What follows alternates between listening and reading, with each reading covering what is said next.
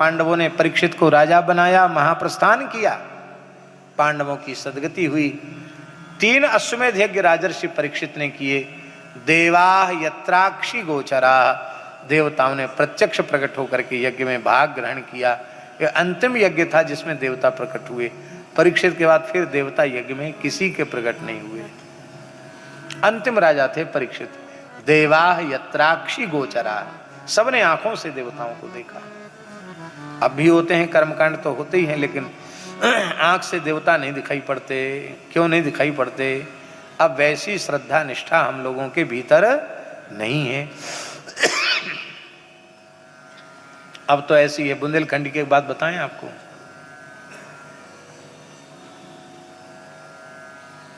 पंडित जी ने कहा, जस्सू कहाँ दादा? कहे गणेश जी कहाँ गए? अब महाराज कहूँ चले गए होंगे गणेश जी, का पता कहाँ चले गए गणेश जी। तब तक किसी ने कहा, महाराज जी जजमान सुपारी खाता है, गणेश जी को सरोतिया से कुतर कुतर के खा गया। सुपारी रख देते ना गणेश जी की जगह पे। सच्ची बात बता रहे हैं रामलला वाले महाराज जी। बुंदेलखंड के गांव की घटना है। तो व्यास जी बोले, अरे जसुआ बताओ तो गणेश जी को कुतर के खागो, तेरी कागत हो गई। अरे महाराज कहाँ दूसरी सुपारी धर दो, खा करने गणेश जी तो आए, दूसरो धर दो, दूसरे गणेश जी धर दो। दूसरे गणेश जी धर दिए।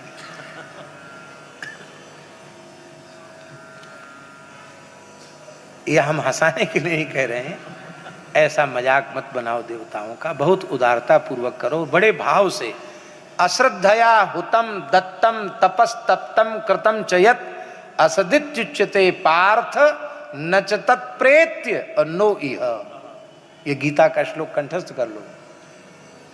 अश्रद्धा पूर्वक जो कुछ करोगे उसका परिणाम न यहां मिलेगा न परलोक में मिलेगा। उत्तम हवन करो, खूब घी बहा दो, फेंकते रहो घी।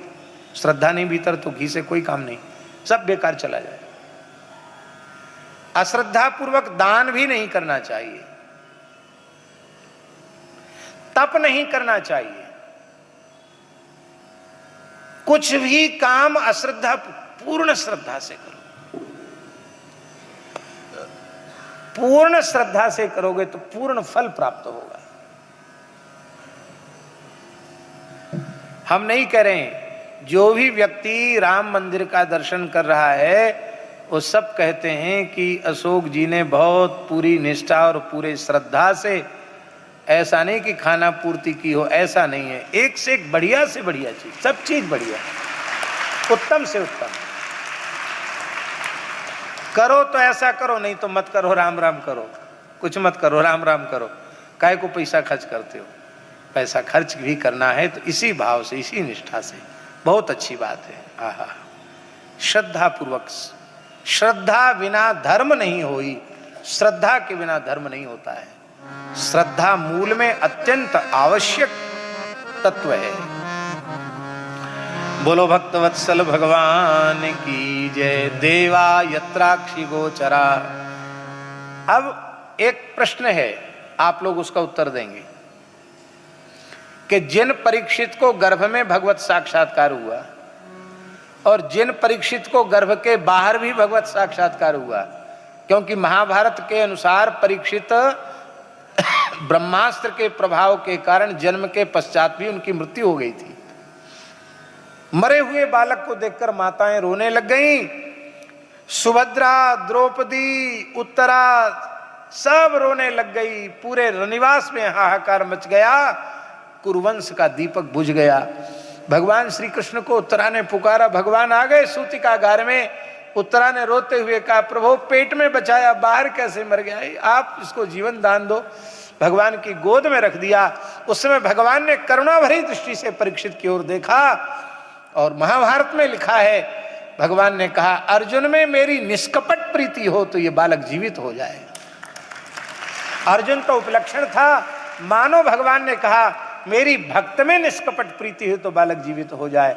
और परीक्षित ने नेत्र खोले तो सबसे पहले श्री कृष्ण की गोद में नेत्र खोले, सबसे पहले श्री कृष्ण का मुखचंद्र देखा। ऐसे भाग्यशाली परीक्षित, पांडवों के एकमात्र वंशधर परीक्षित,